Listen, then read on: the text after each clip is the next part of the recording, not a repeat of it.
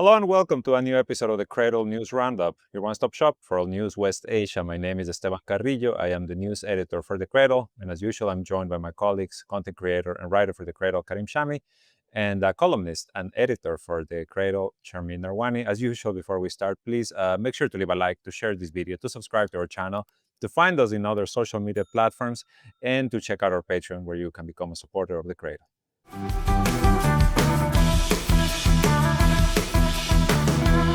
So many things happening all around the world, and we're going to try to touch upon as many of them as we can. It seems that the entire globe is catching on fire. But let's start in Iraq, where, as a follow-up to our last episode, when we discussed the possible invitation of Ahmad al-Shara, the de facto president of Syria, to the Arab League summit in Baghdad, which raised many complaints among parliamentarians and the Iraqi population. Today is official. Shara has been invited to attend the Arab League summit next month in Baghdad. Just to recap, the complaints from the parliamentarians in Iraq about this invitation in particular was over Shara's Al-Qaeda past, recent past, very, very recent. And also the fact that he had been in jail for a few years in Iraq under a pseudonym, under a false name. And these parliamentarians were asking for him to essentially be arrested if he enters Iraq. Now we're going to see what's going to happen. We're going to see a showdown, I guess, in a few weeks. And we also know Iraq's headed for elections. So I think many things are up in the air at this point in regards to the current government in Iraq and what may happen next. In any case, I want to get your thoughts, your guys' thoughts on this, and then we can, continue to move on towards all of the other topics that we want to discuss this week. Well, Shara was not just detained by the Iraqis for terrorism. He was also detained by the Americans in Camp Bucca for terrorism. I mean, the guy's like a terrorist. And now Iraq has extended an invitation, which, it doesn't need to do. It actually doesn't need to do that. But I think it shows just how beggared Iraq has become and how, I guess, Iraq's taken a knee, for all the wrong reasons to all the wrong masters. And so Shara gets invited, and this is at the same time as Alawites are being massacred across Western Syria, and their women are being raped and sold as sex slaves in Idlib. We did a great investigation on that last week by our Syria correspondent. There's no denying it now, and Western officials are also mentioning now the killing of Alawi. It's unavoidable. And this is the guy who told, that we had an exclusive on. He told another HTS person who spoke with us at the Cradle that, these are natural, these revenge acts, and they will continue for another 2 or 3 years. Yeah, And like it's the natural course of things, right? Now, I just want to mention Idlib. Idlib is where he cut his teeth as a statesman, right? As a creating this little separate state. And now we're seeing what happened, which is exactly a sexual enslavement of Alawite women. Yeah, Idlib is like a little, I guess, terror HQ where people would have their heads chopped off, executions without trials, beating up people who smoked cigarettes. It's just a surreal planet that was existing within larger Syria for a great number of the warriors. But while all this is happening, the West is now, the IMF is now extending a hand to Syria. European countries are pushing for the IMF to make loans to Syria. The Saudis and Qataris announced they've paid some outstanding Syrian state arrears to the World Bank Group on behalf of the HTS government. Well, good friends, imagine that. Yeah, it's crazy. But interestingly, you mentioned this in your opening. So this fellow that has been arrested in the UAE, Issam Bouaidani, I think, he was since 2015 head of Jaish al-Islam. Jaish al-Islam is a Saudi-funded, backed, supported armed group that operate in the Syrian theater during the civil conflict. And this is a group that fought not just the Syrian state and once controlled, famously East Ghouta an area outside Damascus. But after HTS came in and announced the dissolution of armed groups, including the dissolution of the Syrian Arab Army, right? Uh, After, in December, Jaish al-Islam was actually integrated into the new Syrian forces. Now, Jaish al-Islam, I did an exclusive for RT years ago in which I went to sort of fighting grounds. They were still like newly liberated, like only 24 hours, and we discovered what looked to be a chemical lab. And there were obviously some kind of product being made there, and there were munitions piled up on the side. So for delivery, one assumes in munitions, and this was a Jaish al-Islam lab. You know, these guys are terrorists. They're using chemical weapons potentially in the Syrian theater. So now Boydani, when Jaish al-Islam was integrating the new Syrian forces, Boydani became a defense ministry official for HTS. Okay.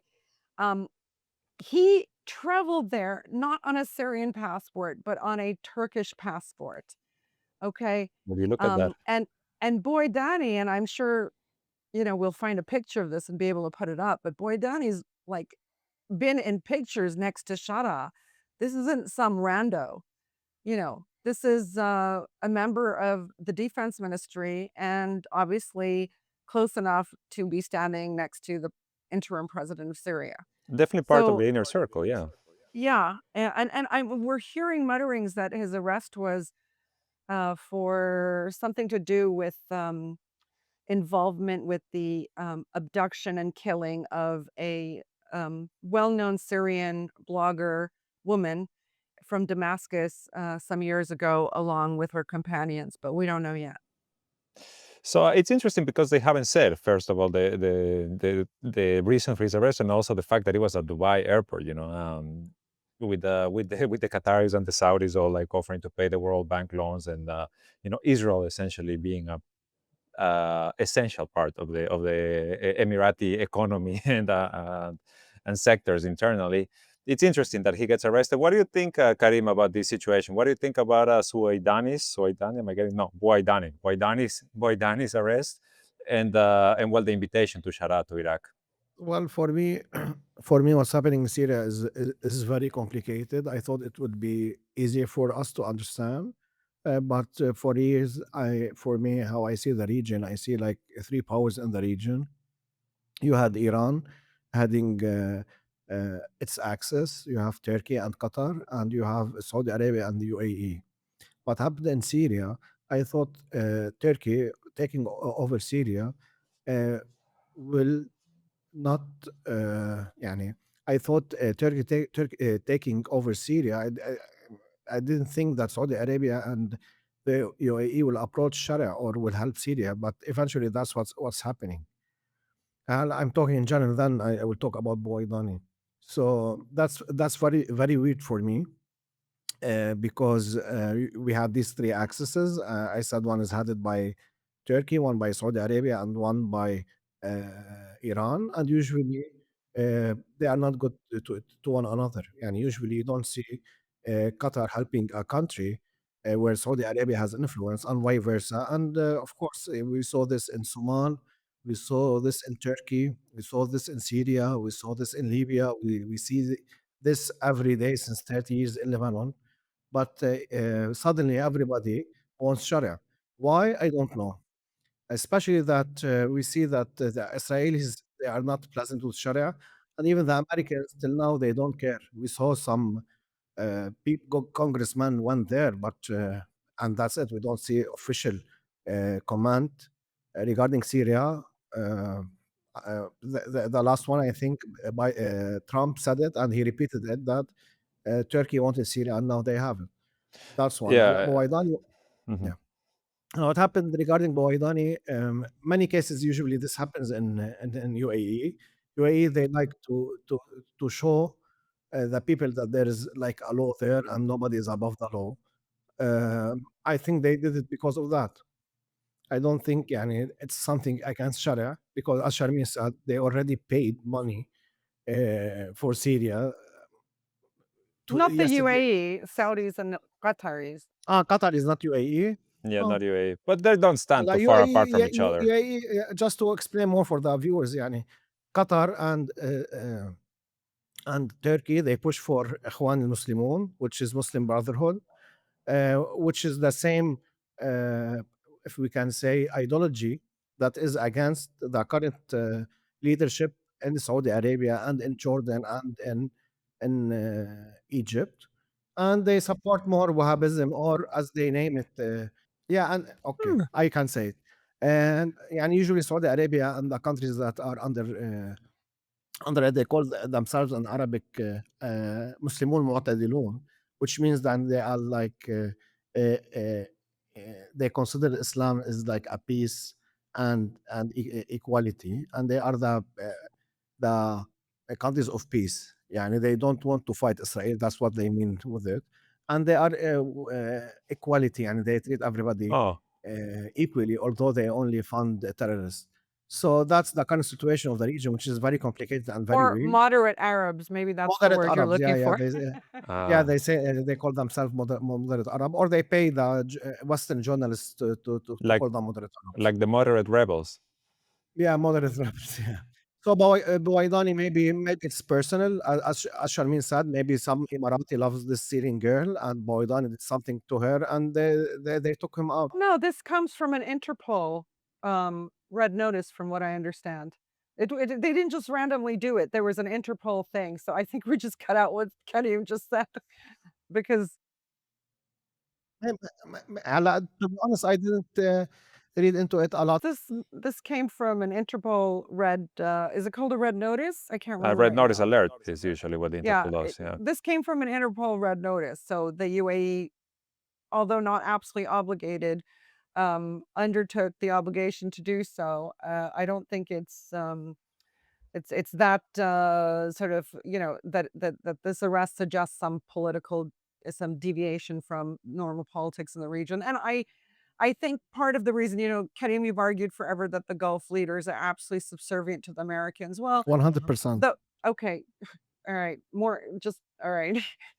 But the fact is, if that were the case, and the West is very good with HTS takeover of Syria and al-Shara's position as the interim president of this new Syria, then the Gulf is going to go along with that. There's no particular politics there, but I guess just how you know the U.S. and the coalition, anti-ISIS coalition, like targets specific ISIS and Al Qaeda leaders in different parts of West Asia, but not all of them Depending by any yeah, stretch, on convenience, suggests right? that there's also there's also uh, divisions within these groups that that the West views as potentially harmful to them, where the most of them are actually just carry out Western interests. Indeed. Well, we're gonna see what happens down the line with this whole situation with Iraq and Shara. It's gonna be very, very interesting because, like I said, in a few months, Iraq's headed to the polls, and we saw what happened the last time Iraq headed to the polls. There was massive protests, street protests, no government formed for a while, like more than a year, I think.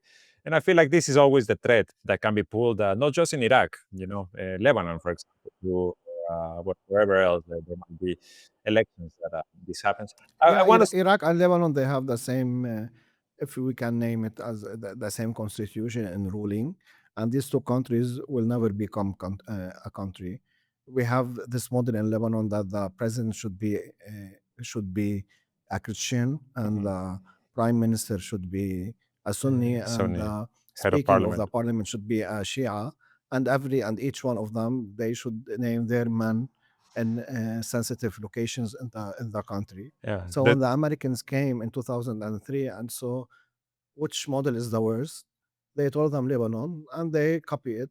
Now Iraq, the president should be from Kurdistan, the prime minister should be a Shia, and the Shia. speaker of the parliament is a Sunni, and they appoint everybody they want. So this will never work for both countries. Western style divide and rule. Exactly. So let's move on because there's so many things happening beyond daily at this point, almost hourly. There's really, all the pieces are moving and they're constant movement across the entire world. The third round of nuclear talks happened on Saturday between the Iran and US, and what was described as very positive, as they have been for the past the two rounds prior. They talked about progress made. They talked about the technical teams met, etc. Interestingly, the same day that these talks take place in Muscat, a huge fire breaks out in the port of Bandar Abbas near the Strait of Hormuz in Iran. The images went around the globe. As of today, Tehran has confirmed 46 people dead, over 800 injured, and the Interior Ministry has said that the explosion was caused by negligence, and those responsible have already been found. That is what they said this morning. Although last night a lawmaker came out and said this was no accident in an interview, and that there was the hands of the Zionists involved, which I don't think you can ever really discount such statements. Although this interview was later erased from the website where it appeared. So we'll see what actually happens. But as I said, the nuclear talks, they say they're advancing positively. So let's dig into this for a bit. What do you guys think happened in Bandar Abbas, and what do you think is going to come next from the talks? I don't know what happened. I mean, the first sign of anything, it just seemed like it could potentially be an accident, right? Incendiary materials inside a warehouse caught on fire. But then quickly we started seeing images of explosions in 3 different locations Yeah, more than at the one. port, which Mhm. made it seem like it wasn't perhaps an accident. It was potentially sabotage. Now, I don't blame the Iranian government for trying to um, frame the event very cautiously. We saw that happen with the port explosion in Beirut. Even Hezbollah, even the Lebanese resistance, Yeah. didn't counter the or undermine the government's efforts to portray it as a simple accident, though. There's literally not a soul in Lebanon who believes it was an accident. Yeah, nobody believes that. For many reasons, many of the details that emerged in the following days, weeks, and months and years. I So believe it was an accident. Well, okay, the Karim exception to will the rule. always, yeah. So the point is, and Esteban doesn't, okay, and I will be mysterious and not And tell the you. Lebanese one between you or among you. True, you are Um, Lebanese. True, you are Lebanese. so So, so okay. so I just want to say that the thing is, so while the Iranian officials may want to grab hold of the narrative before it just sort of enters a conspiracy realm, I think at this point, uh, especially after Hamas political bureau leader Ismail Haniyeh was assassinated in Tehran. Okay, um, nobody any longer in Iran believes that these things are accidents. I mean, Haniyeh's assassination made anyone who was on the fence about Raisi's death Mhm. in the helicopter crash just come out and say, now we know there's no way the Israelis have the technology to make this happen. So I think in Iran, and the government's trying to be responsible, not let imaginations run wild, and also not be forced into response against a perpetrator they know can't identify at the moment. So I think, you know, anyways, I think it's a bit too late. Imaginations are running wild, and Indeed. people are assuming the worst. Don't forget, this comes, as you mentioned, Esteban, during the third round of U.S. Iranian nuclear discussions, indirect discussions, and the first 3 sessions appear to have gone quite well, according to both the U.S. and the Iranian side. And the Iranians have noted that there are parties, just like in the 2015 nuclear deal in Vienna, that are hell bent on scuttling any agreement reached. Parties, most notably the Israelis, who want a war, who want the U.S. to fight a war on its behalf against Iran. So, yeah, I think by the way, they're like now talking about scheduling a fourth round between Iranian Foreign Minister Abbas Araghchi and Trump's envoy Steve Steve Witkoff. Witkoff. So things are chugging along there. Yeah, and So a port blast in Bandar Abbas is, it's not one on a nuclear site where the Trump administration say to Israel, hey, listen, you're playing with fire now, or the Russians or the Chinese would weigh in, because the Iranians and the Russians and Chinese have been having a lot of talks with each other Mhm. over at the highest level over these nuclear negotiations and where they're going to go and how they can be helped along. Mhm. But I think, yeah, for sure people are thinking sabotage, and understandably, because you have a party very interested in scuttling the talks altogether. Indeed, and they have declared it themselves. Karim, give us your thoughts. I know you have Yeah, different yeah, opinions. it's so simple. I understand how people think this, but also we have to like use our minds and our eyes and our ears. What we saw is not like a Mossad operation because there was fire. It's not. I am a Mossad. I go put some fire and let's pray. After 2 3 hours, there will be an explosion. They don't work like this. The Mossad bombs a car and kills 50 to kill one guy. That's the Mossad. The That's in Mossad, Lebanon, Kenny. that's everywhere, Sharmin. There have been a lot of suspect fires in Iran and other places. It's not about a Mossad operation. It's about finding informants in Iran and collaborators and agents in Iran to do dirty work. So nobody What's was the dirty saying work to put fire, a small fire, inside a port and go away and pray? it, After it 3 hours, wasn't it will it be wasn't at all an a small explosion. fire. It was same as the ISIS attack on the Iranian parliament. Thousands didn't die, or the attack on Qasem Soleimani's shrine. These are like it's psychological warfare, Karim. Let's be honest. 40, what was it? 45 people died. Yeah, 46 so but none far. of the examples 46 that you give people me, died and Sharmin, a thousand injured. This was not insignificant. And don't forget, this is the Americans and their allies are really hell bent also on securing ports for themselves, like to secure sea routes through these very strategic waters. I mean, this is why the UAE is in southern Yemen. This is why there's the fight, trying to pull India away from the Chabahar port with Iran. The Bandar Abbas is a major, major port on a strategic waterway. It's not like insignificant little fire. But I'm not saying um, this was sabotage. I'm simply now responding to you and your claim that Mossad didn't do.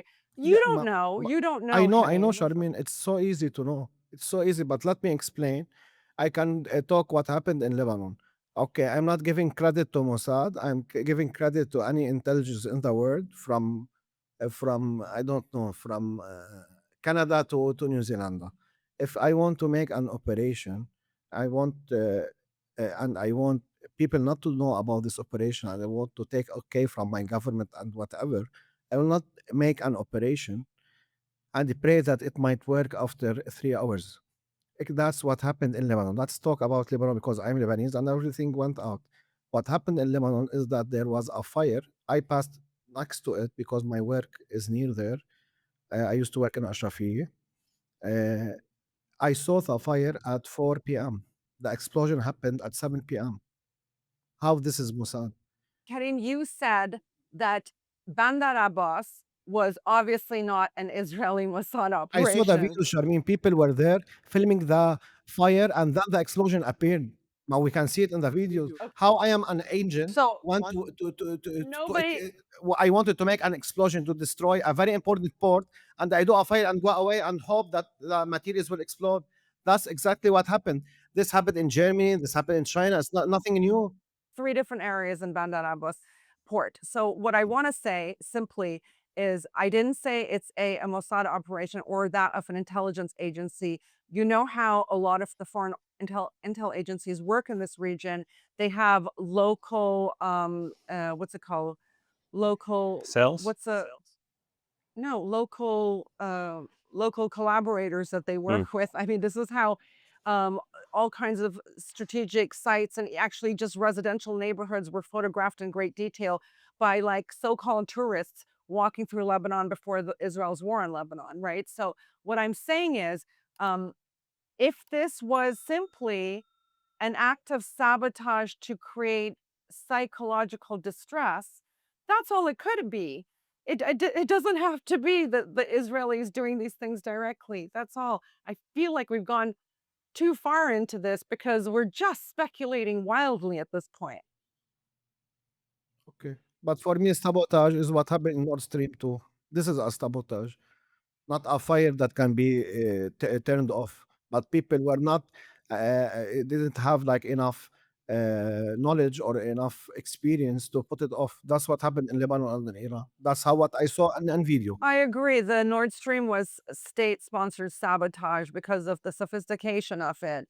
I'm not saying that this is the same kind of sabotage. I'm just saying, we just did an article last week about the intense cognitive warfare being launched on Lebanon. Mhm. It is very likely the same kind of thing. I mean, Western militaries, including Israeli ones, launch with psychological warfare. They scene set before they do anything kinetic.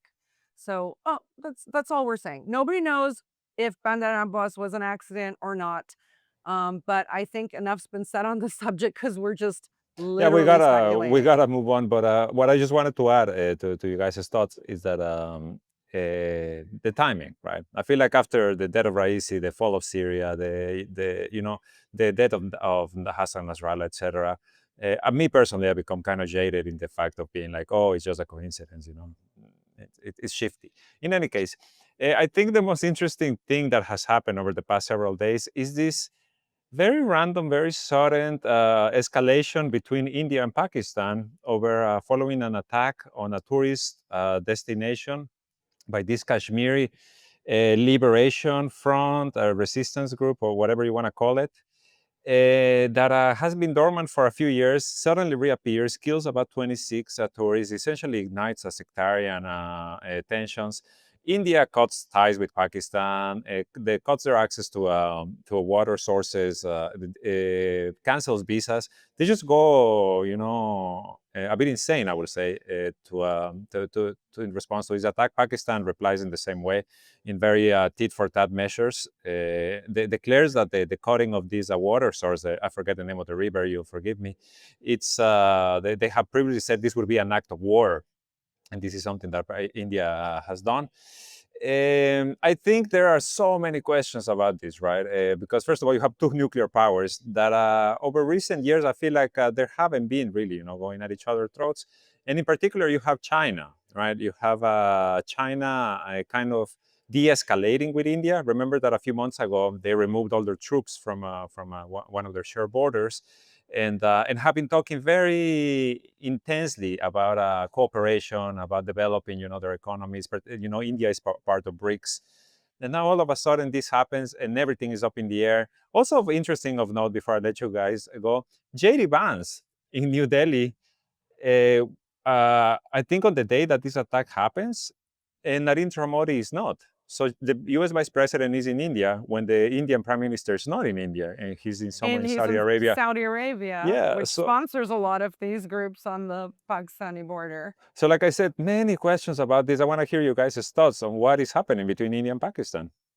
I mean, just to point out, like, we just finished talking about an explosion in Iran. This is an explosion in Kashmir. I mean, literally, I feel every single day we're waking up to news of explosions. I mean, like, things that would come around once in a while 10 years ago, you know. It's like daily now. And I agree with you, Esteban. I think in Pakistan we're certainly hearing this because I feel like Indian media is like less free in some ways, or not less free, more sort of neoliberal.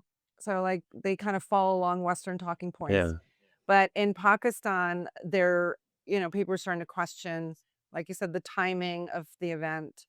Um, uh, this One thing that irks me is everybody immediately um, published that a Pakistan-based terrorist organization had claimed responsibility. Ah, yeah, They did that's not. interesting. They say They they were did hacked, not. right?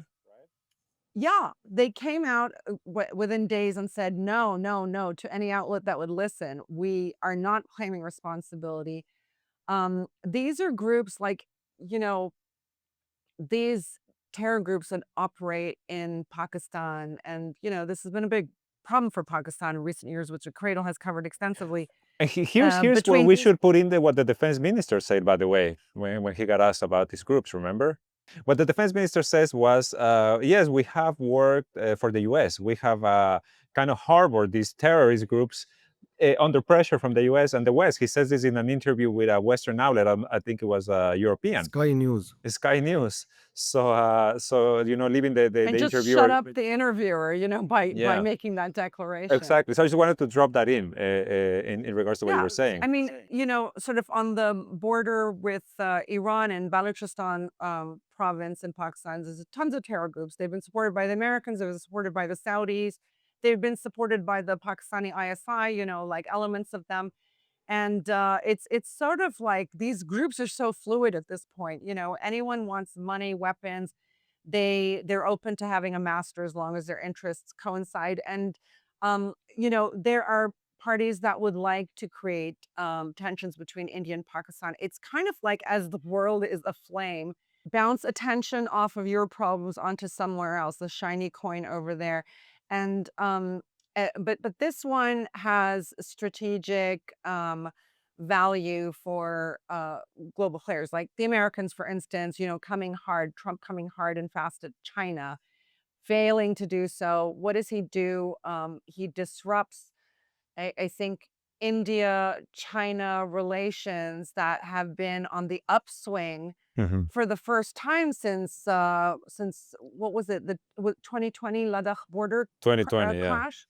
Yeah. And you have Modi just recently making the first positive statements about China you heard from any Indian statesman in 5 years.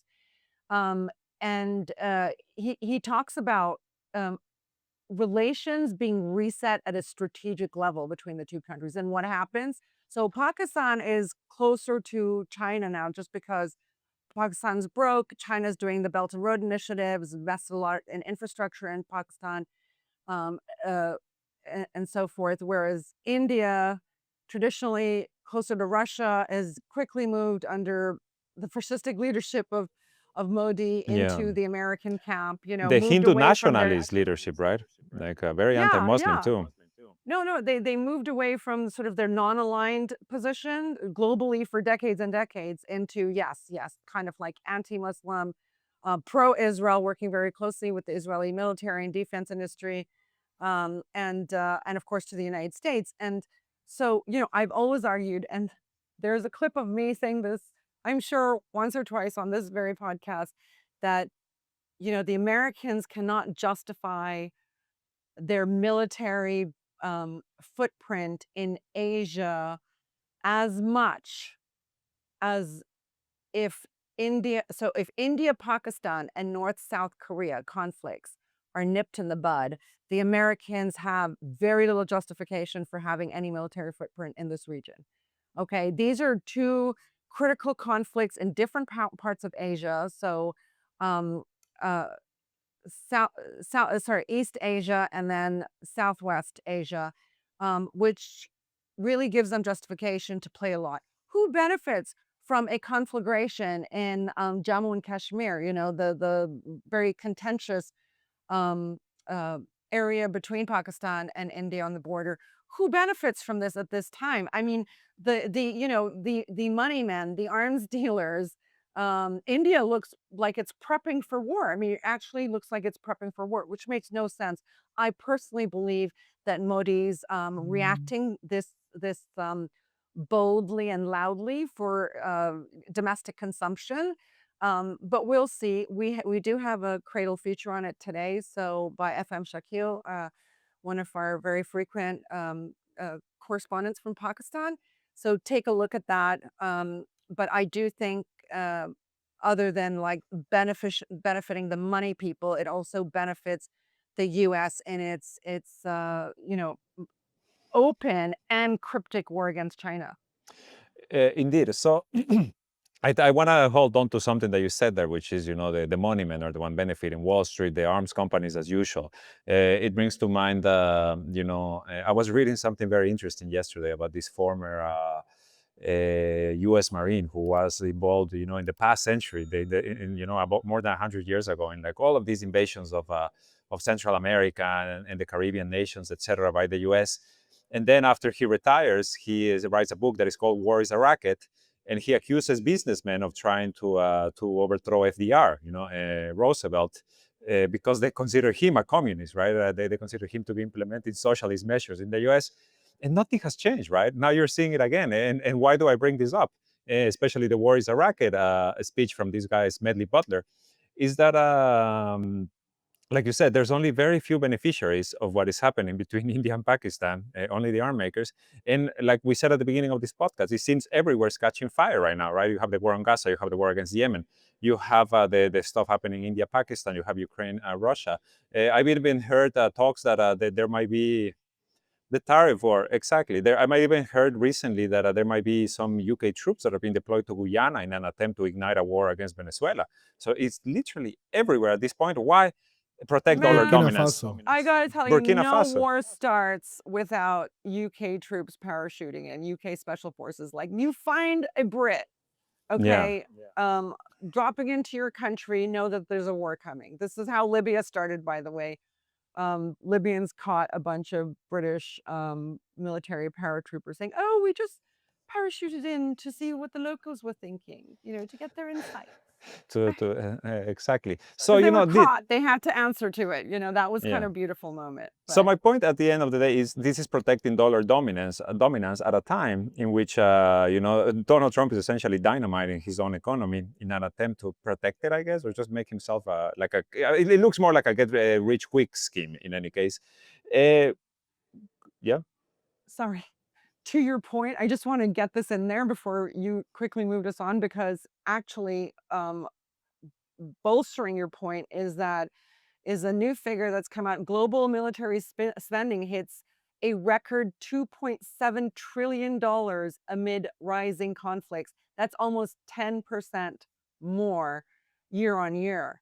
And this is it. I mean, there's nothing being manufactured in the West anymore. That is in weapons. Except weapons. Yeah. I mean, where they have an advantage, let's say, okay, because of course, they don't have an advantage in price. And as soon as, like, the world turns and Russian, Chinese, Iranian weapons start coming on the market more frequently, you'll see a major decrease in government in military spending, because actually you can buy more for less. But right now the U.S. Just shoves their military hardware down the throats of every country it wants to dominate, or which wants something. Please let us off our IMF loan payment this month. That's where I wanted to So go, the IMF loans. yeah. So India, Pakistan, two nuclear powers. Where are you going to get money? Okay, the Israelis have stopped paying for the weapons. The Ukrainians expect them for free. We got to make some money. India, Pakistan. Exactly. So Exactly. So before we move on, actually, I want to get Karim's thoughts on this conflict, or this pending conflict, or hopefully not. And in particular, I want to hear from you about the comments of the defense minister. This is exactly what he said. We have been doing this dirty work for the United States and the West, including Britain, for about 3 decades, when he was asked about supporting terrorism. What do you make of all this? Yeah, he was very honest. I was shocked also to hear that. And he's the defense minister. He's not like an ambassador or whatever. That shows us that it's true.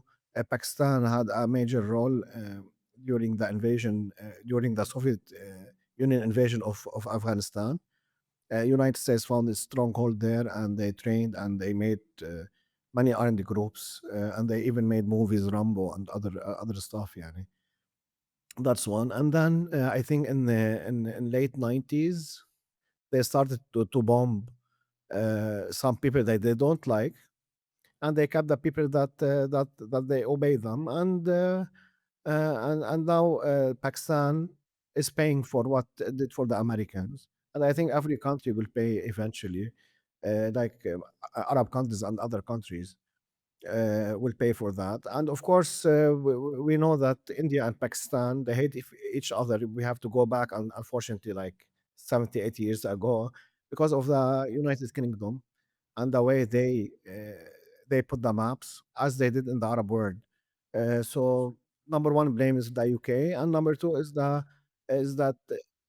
yeah, sectarian division, but also I blame the people because the people didn't overcome this, and the Soviet Union the same did between Armenia and Azerbaijan. So still, these people are weaker than acknowledging their mistakes and the colonization and to fix them. And I think what happened are these groups. Yani the defense minister is not stupid to say that these armed groups. I think they are backed by the United States, and this happened because first for the BRI for China, we have to know that Pakistan. That's my views. That's when I heard of that. That's the first thing that came to my mind. China and Pakistan are like long-term allies because the BRI, which is the biggest project in the history of humanity, passes through Pakistan, and Pakistan is the power hub of the BRI in the whole world. Yani, for instance, the railroads, if you have ships that they will stop in the ports in Pakistan, the energy, the petroleum, everything will be provided from Pakistan. This is the BRI. So this will affect China also, And don't and forget, also before, like for a few years now, Chinese workers in Pakistan working on the BRI projects have been targeted and killed by yeah. terrorists. So, and these are terrorists And for hire in In many cases. Afghanistan. No, in Pakistan, and I'm And in talking Pakistan. Afghanistan also, Yeah, yeah. there were like engineers and teachers that were killed in Abbas, and that's also proves my point that I said before, and some people didn't like it. Is that that's why the BRI, sorry, that's why I think BRICS is weaker than we think.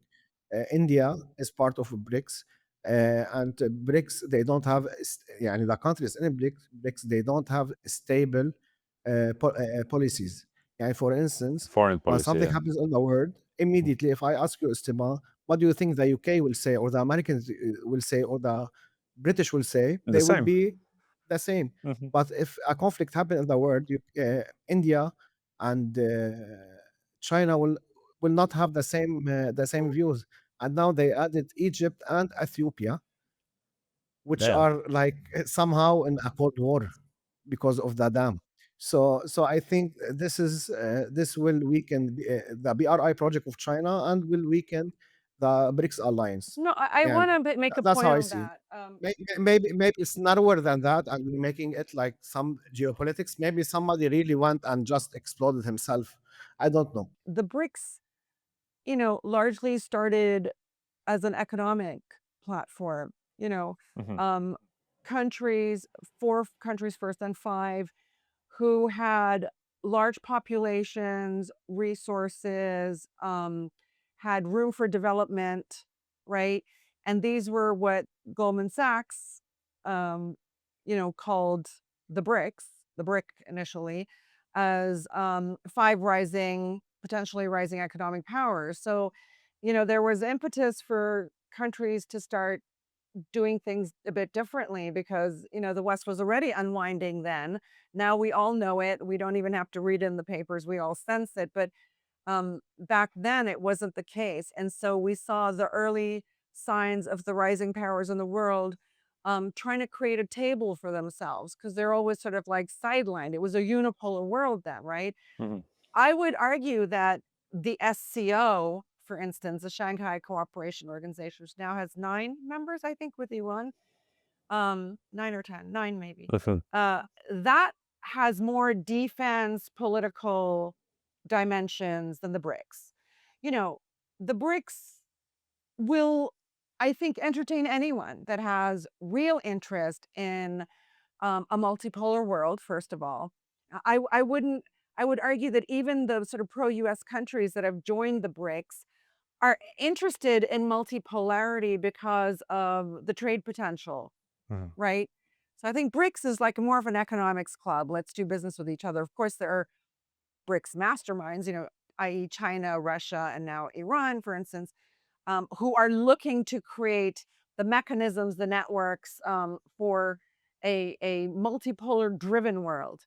whereas many of the other members are happy to stay within these structures in a unipolar world and are open to other ones as well. They just want to increase trade and business. So I think look at, the BRICS can't ever agree on anything. I think this is why you have other groups, like the SCO, for instance, and trilateral and multilateral meetings happening in different capitals between the sort of new multipolar powers that are advancing a more political or military agenda. That's all I want to say. I wanna, before we move on to the other topics, this is gonna be a bit of a long episode for everyone watching. One thing, today is a BRICS summit of foreign ministers ahead of the summit of heads of state that is coming mid-May. So it's going to be interesting to see what the quotes coming out of that today are. Second thing I want to mention, I feel like just going back a bit again to Pakistan, India, this really feels like an attempt by Donald Trump and the White House to draw a line in the sand, which I feel is what's been happening across the world, really, with the tariffs and other stuff, in which he's saying is either China or us. Finally, the one thing I want to get your thoughts on is the government in Pakistan. Let's not forget, it's essentially a US installed government because they outed remember that they outed Imran Khan a couple of years ago. They sentenced him, ousted, I'm sorry, and then they sentenced him in a dozen cases. They jailed his wife, they removed his political rights, they persecuted his party, his supporters. This is all happened over the past 1 or 2 years. So And why what do was you he make of that? ousted? He Look at was him. Look, he went to Moscow. He went to Moscow. They literally fell off their chairs in Western capitals. He went to Moscow. But the other thing he did was constantly in the open, on TV, on broadcasts, talked about India-Pakistan relations improving, always, offering olive branches to even a Modi-run India. Imran Khan wanted the Indian-Pakistan conflict to be over, and he was approaching multipolarism, um, and criticizing the US openly and saying we no longer want to be involved in the war on terror because it caused terror in Pakistan. We were basically American servants during the war on terror and the war in Afghanistan, and it's completely backfired and come to our doorsteps now. So, he said things that you're not allowed to say, but he did importantly want to thaw India-Pakistan relations. Yeah, he was critical of the war. No, not critical. I'm sorry. He was unwilling to condemn Russia and to rejoin the sanctions. This is why he gets ousted from government. He has this famous quote in which he says, "We are not your slaves. We have our own foreign policy. We have our own way of dealing with things." So I think that's also very interesting, especially for our listeners to keep in mind, right, about what's really happening between India and Pakistan. That is not as black and white as it looks like. What were you going to say, Karim? I just wanted to mention also, he said that I refused for them to make new bases on Pakistan, and this might also lead for me to That's a big no-no. they will try. Yeah, he said this also. That's a bad Um, move. Speaking of explosions, there was one new kind of explosion in Lebanon this weekend. The attack in Dahir, the attack in Oh the yeah, southern yeah. suburbs, that was 3 airstrikes, right? That they launched. I'm not I mean, actually. this is war level stuff. Yeah, The idiot Israeli Arab army spokesman uh, Avichai, Adrai. what's the name? Avichai Adrai um, Afichai Adrai. tweets urgent warning to those in Dahia, the southern suburb of Beirut, especially in the Hadath neighborhood, and affixes a map to it with like a red area. To everyone present in the building marked in red, you are present near facilities belonging to Hezbollah. For your safety and that of your families, you request to evacuate these buildings immediately and stay at least 300 meters away from them, as shown on the map. And then massive explosions, right? Now, the obvious question, well, I mean, if there were Hezbollah operatives there, you sure gave them notice, there are definitely no weapons, missiles in these apartment buildings. So what exactly were you doing? And for me, it was very likely um, Israel pushing the limits of its breach of the ceasefire into new territory. Like, if nobody's going to stop the beast is going to just keep pushing Of course. and pushing and pushing. So it was literally bringing Dahia back into the war. The Dahia doctrine, like, you know, let's it, let's now go back to that. But now it's open season, forever more open ended, because the Lebanese government's not doing anything. It's just telling Hezbollah to give up its weapons as instructed by the Americans. every And what day. and what does the Lebanese president do? Like, honestly, I didn't have like such a strong opinion of him. Yeah, I kind of saw him as pro-American because he was always posing with the U.S. ambassador.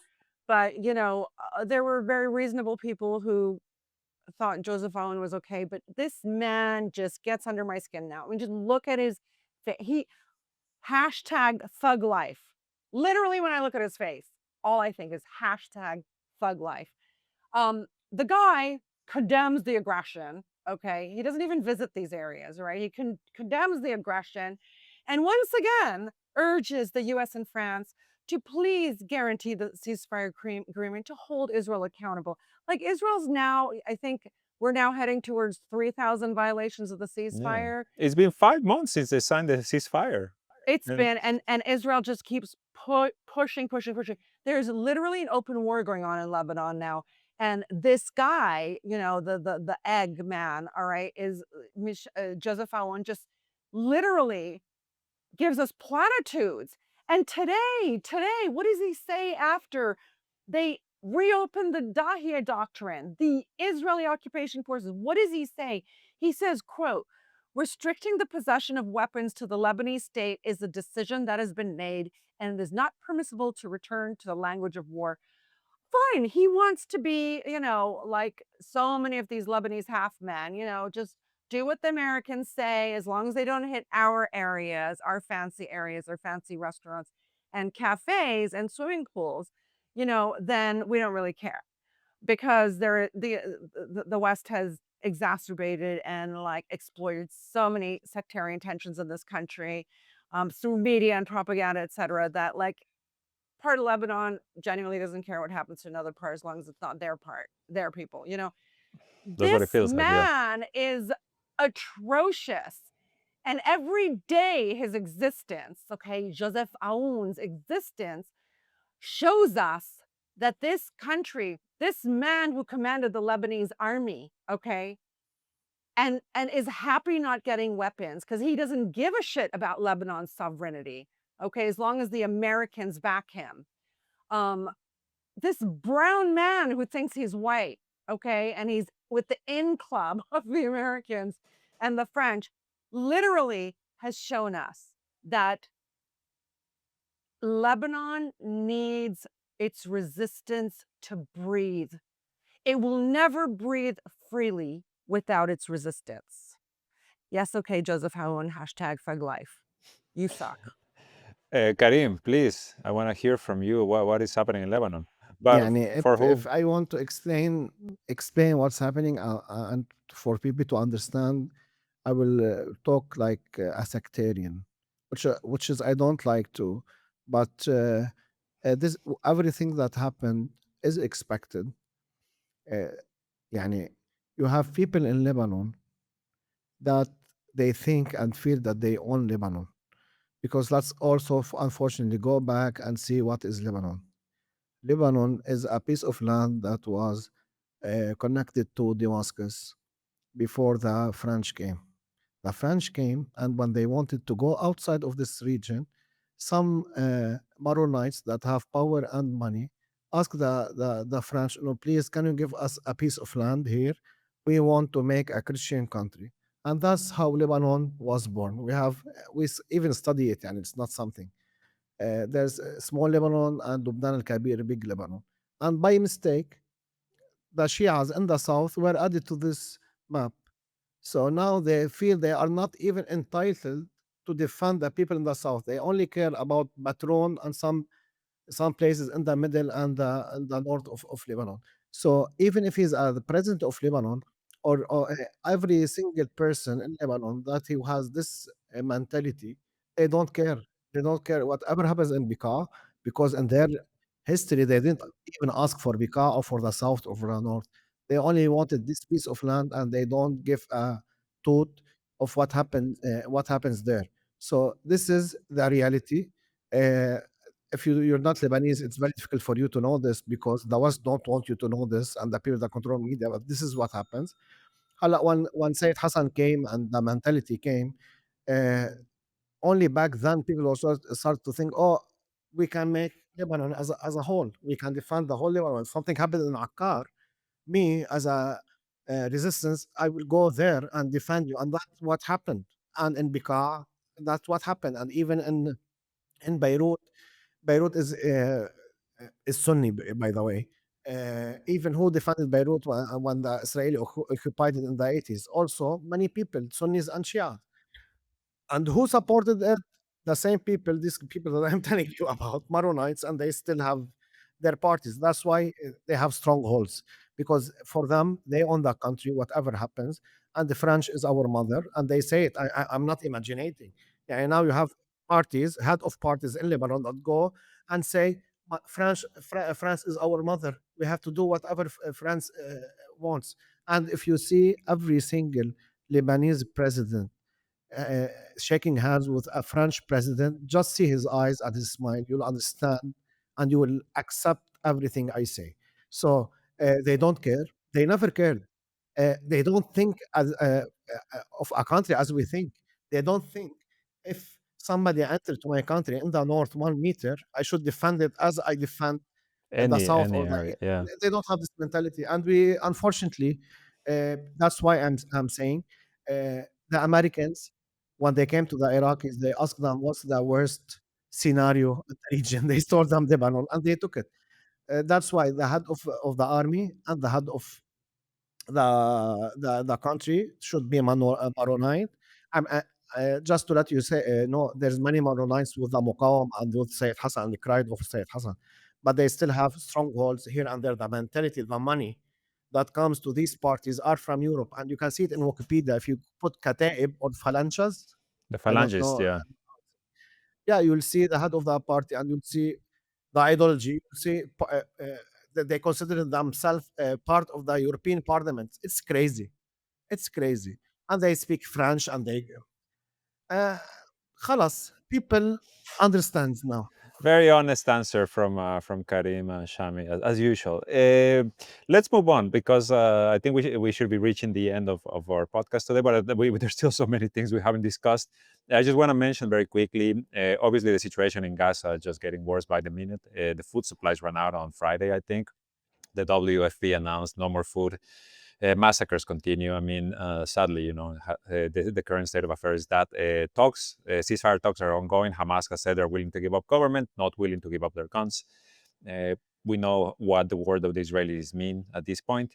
In Yemen, the U.S. bombs a center for illegal migrants for killing 68 African migrants overnight. My goodness, this is so normalized at this point, just because what Yemen is standing in support of Palestine, right? And we're seeing that And I think persecution. Trump's policy on migrants in general. Well, I mean, yeah, exactly. The weird thing is, The it's Palestinian not the Nayib first Bukele time. has become the jailer of the U.S. government. I just wanted to say that. What were you saying, Karim? No, this is not the first time the Saudi Arabians and the Emiratis bombed such facilities before in 2018 and 2020. For me, it's very weird why they do this. When the Saudis and Emiratis bombed the facilities, many Ethiopians died. And currently, the media, the Yemeni media, also said around 15 or 16 Ethiopians died. Just to let you know, Ethiopia is near Djibouti. Usually, Ethiopians they cross to Djibouti and through the sea they go to Yemen or to Saudi Arabia. Sometimes the Yemenis capture them in the sea or in their land, and sometimes the Saudi Arabians, and they put them near the border. That's why the location was near the border. Remember, But we it's very had weird for me. I went, I tried to search any official statement from Ethiopia. There's nothing. That's so weird. And I went to many African outlets. Nobody acknowledges this. Uh, uh, Yes. No, What I do you just want to wanted say? to say something that came to my mind about the treatment of the African migrants at the Yemeni border by the Saudis. We had a report from a couple of years ago that people interested might want to go read, and it's going to bring a lot of memories about what we have heard about the Gaza detention centers, right? The same tactics, the same horrible Yeah. attitude. The last thing I want to mention, unless that there's Images something I... and photos. يعني they leave the migrants or the illegal migrants standing where they, where they poo for weeks. Mhm. يعني you see like a small puddle or pool of Feces. feces under them, and there's videos. يعني Well, I I mean, will not put them, but there is. no. But obviously, like we've seen what's happening in Libya. We see the way these people are treated, the way, the Mediterranean has become a mass grave for African migrants, essentially. The last thing I wanted to mention, and maybe you guys will remind me if there's something I forgot, the North Korean statement saying that they confirmed officially that they were actually in Ukraine. They were helping Russia take back Kursk. They I think they said something about wanting to get battle experience or something like that among their statement. They said that the help falls within Article 4 of their defense agreement with the Kremlin, that it falls under the UN Charter, and today Putin thanks them publicly for this. So like we said at the beginning, and we have said throughout this episode, so many things happening around the world. Everywhere there's movements. Yeah, I still, I don't know. I guess I didn't believe that the North Koreans are in Ukraine. Well, they're in Kirks, so it's not actually Ukraine. Um, the reason is because, well, a lot of propaganda. Anytime the West wants to make a story hotter, they say, "Oh, the Iranian bullets," or North Korean whatever, North right? Korean So haircuts. yeah. So that kind of thing. But it looks like they weren't actually in Ukraine. They were in the Kursk region.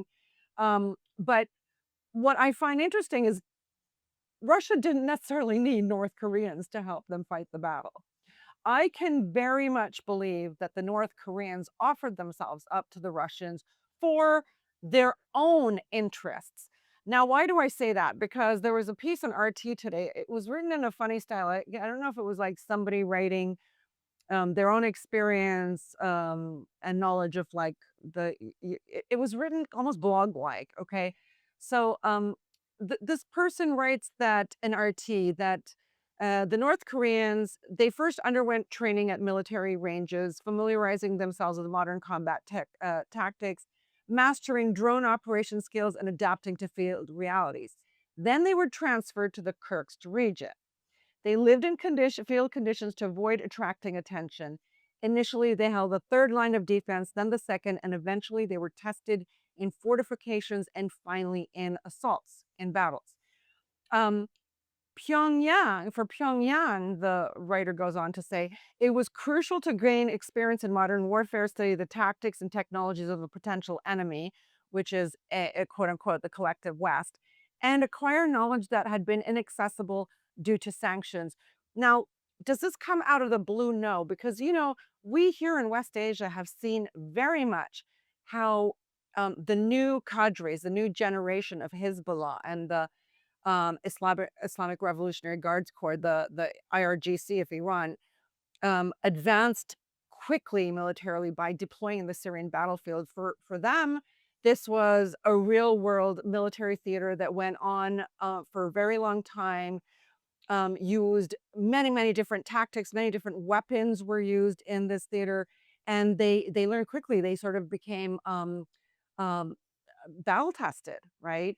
And I suspect that part of Israel's reason for continuing this is to actually whittle down its armed forces into battle tested cadres who then become, a lot of wars are now just only deploying or most deploying their combat units and special forces, not like your rank and file soldier.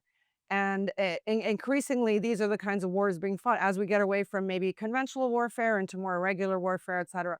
So I think it was very important for Pyongyang to actually have that opportunity. And a lot of these guys were special forces, and as the RT writer describes it, like young and very sturdy, strong young men. So this was a real opportunity for them. And it's interesting though that the information comes out now.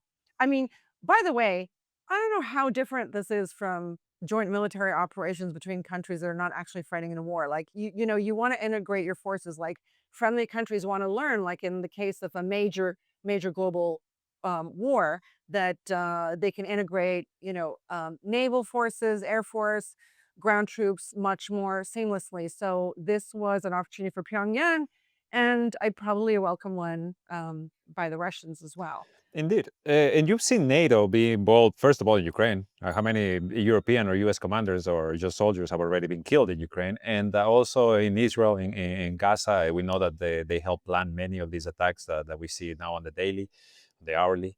They're in Yemen, they're everywhere. They're everywhere. Even yeah, actually, just going back very quickly to Pakistan, India, I read also that the Pakistani media was talking about Israeli soldiers arriving in India a few days before the attack in Kashmir. But we already covered that subject anyway. Karim, before we close, give me your thoughts about North Korea, Russia, and wait, let me read you something because Peskov said today, the Kremlin spokesman, that they would definitely assist, defend, and I'm sorry, they would definitely help defend North Korea.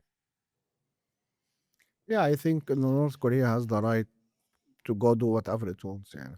Why the West? We should not question what the United States and the UK and whatever France doing, and even islands we never heard of. And sometimes you go to Google Earth and zoom in the ocean and you see uh, a small island, and then you zoom in more and you'll see, oh, it's an American base. Diego Garcia. So I don't care. Let them send 1 million, 2 million troops, train, do whatever they want. They have the right. But I have only one issue, is that, as Sharmin said it, usually I don't trust the Ukrainians and their media. But the Ukrainians said that they went there one and a half year ago. Why would you lose this trust from people that are with you and keep online 1 year and a half? Just say it. We're there. Why not to say it? I mean, That's my only. the Iranians are still denying that they sold attack Yeah, drones I don't know to where this Russia, was. and And they will get you. They will bomb you. They have sanctions on you. If you even stop breathing, they will keep them. You know what I mean? خلاص, do whatever you want. I mean, listen, when the Americans fart and they get questioned, they invoke national security reasons not to discuss it. So I mean, like when they're real national security reasons not to discuss things, I mean, you're not going to hear the Iranians, the Russians, the Chinese, the North Koreans. They don't come out with press releases every 2 seconds, to distract people from what's really going on. So I don't even think that's the Yeah, issue. but, I but just think that like all these wars are being triggered to basically have you know, for many Western players in particular, to sell military hardware and theft military equipment. Okay, they're convention like big trade shows for the Americans. exactly, yeah, Russia it's like the Russia first Iron Man learned. movie. Yeah, Yeah, Russia learned about this. I feel like in Syria when people are like, look at what they can do. Look at their fighter jets. Look at their capabilities. Look at their, air defenses. So I think what we do, because look how Ansar Allah being attacked nonstop since 2015 has made Ansar Allah only stronger, has made them, given them the ability to create and innovate even more advanced weaponry than they would have had there been no war. So the West triggers these wars to like showcase their military hardware and make military sales. We in West Asia now use those wars to learn how to kill them better, faster, smarter. So thanks. war is a racket, guys. War is a racket. If there's anything else, if there's nothing else, I think we can finish for this week. I want to thank everyone for joining us, and again remind you to leave a like, to share, to subscribe, to follow us on the other platforms, on Telegram and on X, and more importantly, to check out our Patreon, where you can continue to support us, help us do the work that we do here at the Cradle. And as you can tell from this episode, we're starting to expand our horizon a bit more, because I think the current times call for it. For the Cradle News Roundup, my name is Esteban Carrillo. I have been joined by Sharmin Narwani and Karim Shami.